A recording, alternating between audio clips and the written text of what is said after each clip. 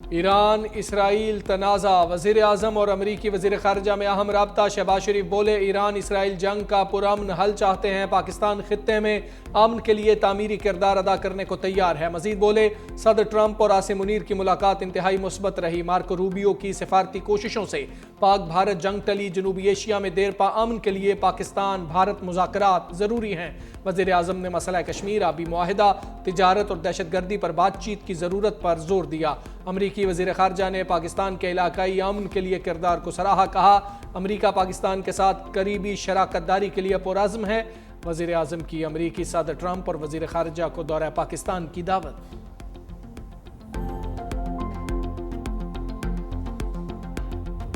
عالمی تنازعات کو مذاکرات اور سفارتکاری سے حل کیا جا سکتا ہے، فیلڈ مارشل عاصم منیر کا مشورہ۔ واشنگٹن میں امریکی تھنک ٹینکس اور اسٹریٹجک امور کے نمائندوں سے ملاقات، کہا بعض علاقائی عناصر دہشت گردی کو ہائبرڈ وارفیئر کے لیے استعمال کر رہے ہیں، جو نہ صرف علاقائی بلکہ عالمی استحکام کے لیے بھی خطرہ بن چکے ہیں۔ پاکستان دہشت گردی کے خلاف عالمی جنگ میں فرنٹ لائن پر ہے، محفوظ دنیا کے لیے بے پناہ انسانی اور معاشی قربانیاں دیں، علاقائی کشیدگی کم کرنے کے لیے کردار ادا کرتے رہیں گے۔ آئی ایس پی آر کے مطابق فیلڈ مارشل نے مارکہ حق اور آپریشن بنیاد مرصوص پر بھی تفصیلی روشنی ڈالی، پاکستان کی غیر معمولی صلاحیتوں سے بھی آگاہ کیا، آئی ٹی، زراعت اور معدنی وسائل سمیت مختلف شعبوں میں عالمی شراکت داروں کو اشتراک کی دعوت دی۔ گفتگو کے دوران پاک امریکہ دیرینہ شراکت داری کا بھی جائزہ لیا گیا، شرکاء نے فیلڈ مارشل عاصم منیر کے خیالات کو سراہا۔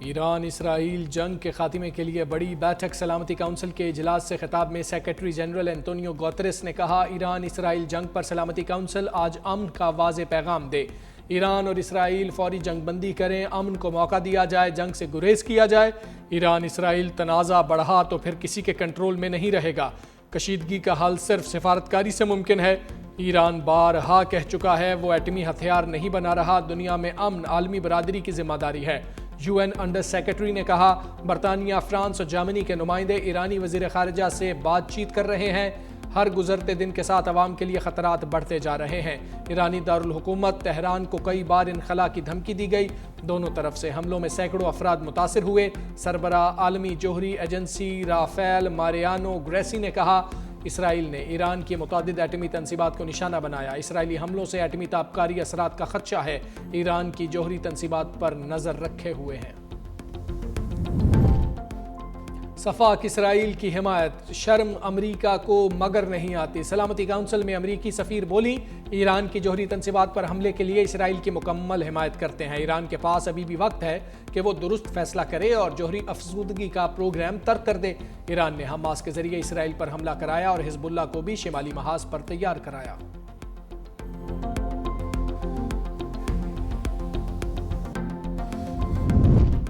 اسرائیل کے ایرانی ایٹمی تنصیبات پر حملے افسوسناک ہیں، ایران اور اسرائیل کشیدگی کا فوری حل چاہتے ہیں۔ چینی سفیر کی سلامتی کونسل کے اجلاس میں گفتگو، کہا کشیدگی کے خاتمے کے لیے فوری مذاکرات کا راستہ اپنانا چاہیے۔ چینی صدر نے ایران، اسرائیل، خطے کے دیگر ممالک کے سربراہان سے بات کی، ایران اسرائیل کشیدگی سے پورے خطے میں سیکیورٹی کی صورتحال خراب ہوئی۔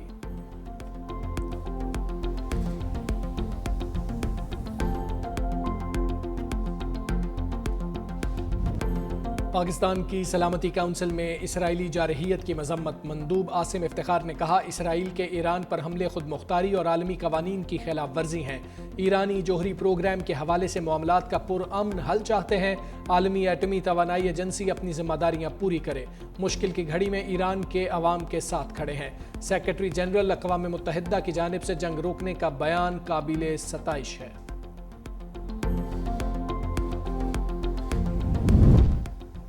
جنگ کے خاتمے کا واحد راستہ دشمن کی جارحیت کا غیر مشروط خاتمہ ہے، ایرانی صدر مسعود پزشکیان کہتے ہیں ہم نے ہمیشہ امن کی کوشش کی لیکن مسلط کردہ جنگ کا جواب دینا لازم ہے، صہیونی دہشت گردی کا مکمل خاتمہ ناگزیر ہے، مستقل امن کے لیے ضروری ہے اسرائیلی مہم جوئیوں کو ہمیشہ کے لیے ختم کرایا جائے۔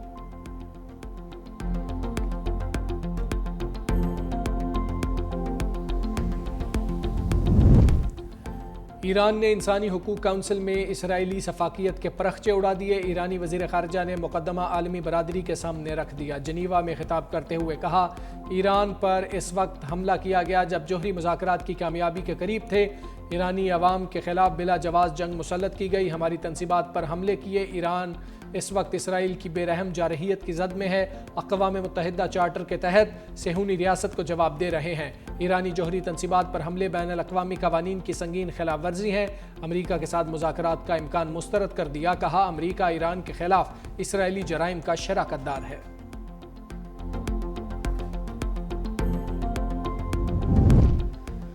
ایران کے جوہری پروگرام پر سفارتی حل کی تلاش، جنیوا میں ایران اور یورپی یونین کے درمیان مذاکرات، ایرانی وزیر خارجہ عباس اراغچی کی شرکت، برطانوی وزیر خارجہ نے کہا یہ واضح ہونا چاہیے کہ ایران جوہری ہتھیار نہیں رکھ سکتا، ایران کو امریکہ کے ساتھ مذاکرات جاری رکھنے چاہیے، یورپی رہنما تہران کے ساتھ مزید مذاکرات کے لیے تیار ہیں، جرمن وزیر خارجہ نے کہا ایرانی وفد کے ساتھ سنجیدہ اور مفید گفتگو ہوئی، فرانسیسی وزیر خارجہ کہتے ہیں ایران بات چیت جاری رکھنے کو تیار ہے، امریکہ کو بھی مذاکرات اور حل تلاش کرنے میں شامل ہونا ضروری ہے۔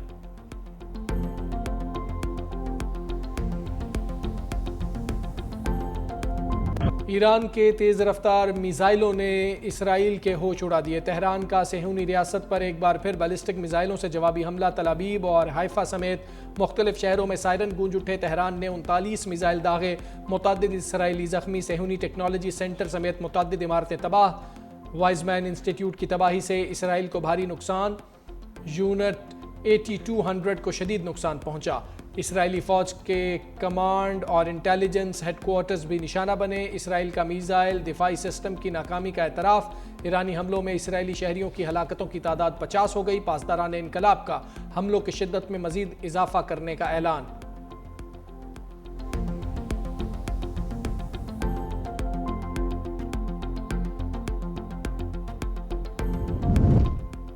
صہیونی ریاست کی ایران کے خلاف جارحیت، دارالحکومت تہران سمیت مختلف شہروں پر بمباری، تہران میں ہسپتال اور کرمانشاہ میں طبی امدادی مرکز پر فضائی حملہ، متعدد شہری شہید، شمالی ایران میں بھی اہداف پر بمباری، ایک اور جوہری سائنسدان شہید ہو گیا، حملوں میں شہداء کی مجموعی تعداد 639 ہو گئی۔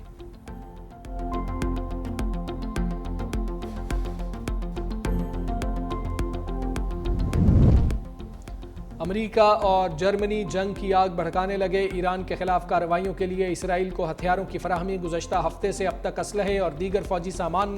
لیے 14 طیارے اسرائیل پہنچے، اسرائیلی وزارت دفاع کے حکام کا کہنا ہے یہ ضروری ساز و سامان جنگ میں اسرائیلی فوجی صلاحیتوں میں اضافے کے لیے پہنچایا گیا۔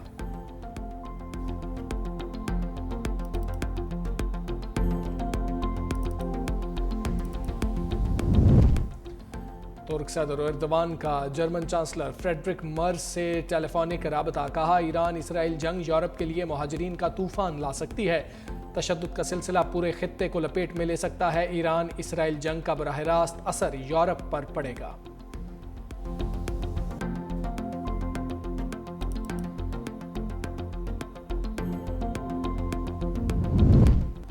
وزیراعظم شہباز شریف کی مولانا فضل الرحمان کی رہائش گاہ آمد، مولانا کے صاحبزادے اسجد محمود پر حملے اور اغوا کی کوشش پر اظہار تشویش، خیریت دریافت کی، وزیراعظم کے ملوث افراد کی جلد گرفتاری کے لیے احکامات۔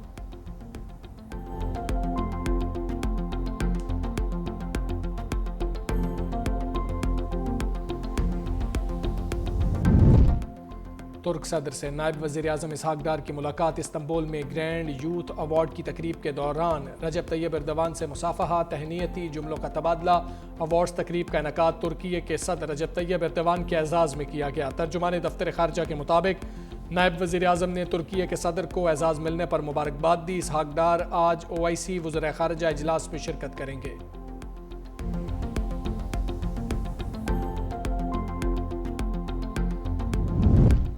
پاکستان چین بنگلہ دیش کا مشترکہ ورکنگ گروپ بنانے پر اتفاق، ترجمان دفتر خارجہ کے مطابق چین میں تینوں ممالک کے نائب وزرائے خارجہ اور سیکرٹری خارجہ کی سطح کا مانسون سسٹم آئندہ دنوں میں مزید شہروں کو متاثر کر سکتا ہے، بارشوں سے گرمی کی شدت میں کمی آئے گی۔